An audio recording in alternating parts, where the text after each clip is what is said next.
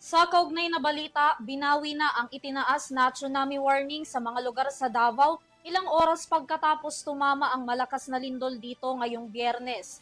Sa kabila nito, mahigpit pa rin ang paalala sa mga residenteng naninirahan malapit sa mga katubigan na maging alerto at handa sa posibleng pagtaas ng tubig bunsod ng nakalipas na lindol.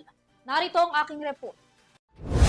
Kaagad ding binawi ng Philippine Institute of Volcanology and Seismology of PHIVOLCS ang itinaas na tsunami warning kaninang umaga sa mga baybayin ng Eastern Samar, Dinagat Islands, Davao Oriental, Leyte, Southern Leyte, Surigao del Norte at Surigao del Sur. Kasunod ito ng tumamang magnitude 7.4 na lindol sa Davao Oriental at mga karatig na probinsya kung saan pinag-ingat ang mga residenteng nakatira sa coastal communities na lumikas sa mataas na lugar o lumayo sa karagatan.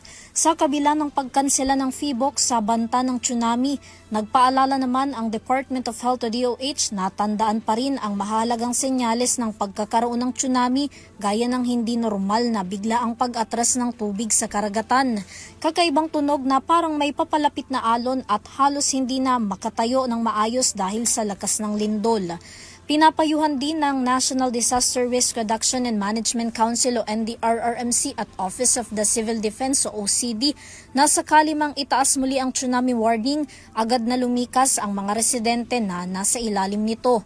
Kasabay ng paalala na kapag naobserbahan ng tatlong mahalagang senyales na may tsunami, huwag nang antayin pa ang anunsyo ng mga kinauukulang ahensya at magdesisyon ng kaagad lumikas.